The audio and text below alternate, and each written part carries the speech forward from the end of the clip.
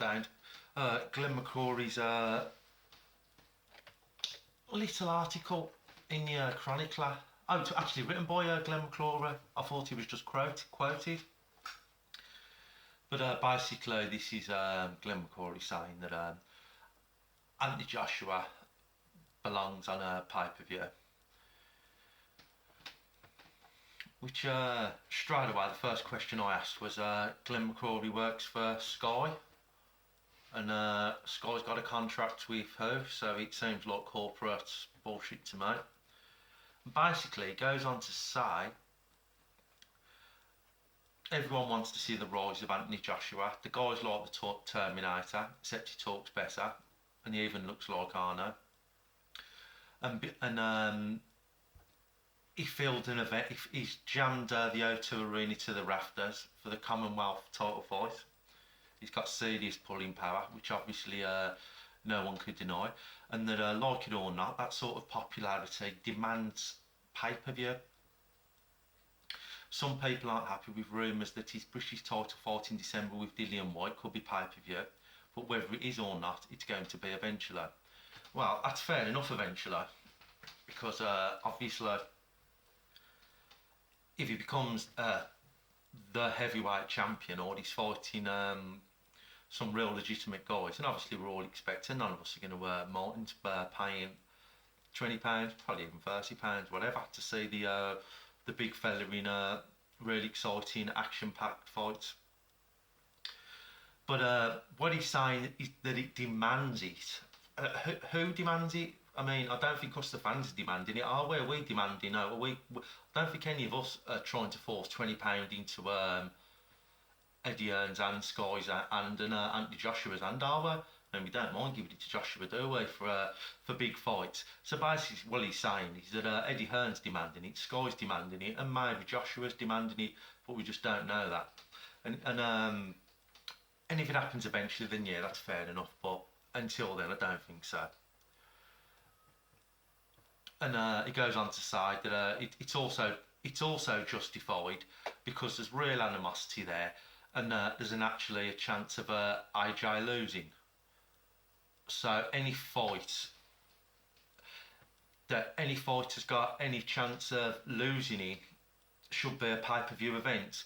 That sounds to me like an admission that anything that's not on pay-per-view that Earner produces, basically you can expect the main events to be cherry picks if you're not paying for it. That's what it sounds like to me anyway. I mean, could be wrong, that just seems to be what it's implying.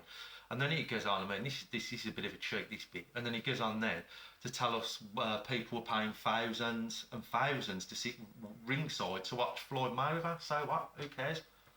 I don't... And then, and that in America, they pay a lot more for their pay-per-view, so that's some kind of justification. Because the Americans are getting ripped off, we should be getting ripped off as well. Is that how it works? And how many years and years of pay-per-view cherry picks did we see Floyd Mayweather starring in? So that's a justification for making everything a pay-per-view event. It seems to me that like the Earn's partnership with Al Heyman is taking a hold, and he's using a very similar model maybe.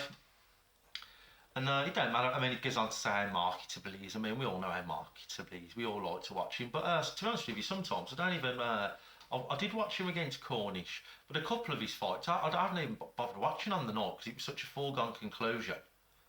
And even as a young up-and-coming star, you expect a bit of a tussle, like. I mean, GGG, he had his first pay-per-view event last night, didn't he? I mean, how long's he been champ? How long's he been the man for? Granted, he's not quite as marketable as AJ is, because at the moment everybody's well, for quite some time now, everybody's been looking for the man to take on Klitschko. And what they're telling us is that now we think we might have somebody that, boom, we're going to take full advantage of it, and we're going to sting you for every penny we possibly can. Then we've got the Cal Brook shenanigans that a lot of people think that the Brook fight can be moved onto the December 12th date to also justify the pay-per-view event. And then now we've got Glenn McCory coming out and giving us more reasons why it should be a pay-per-view event.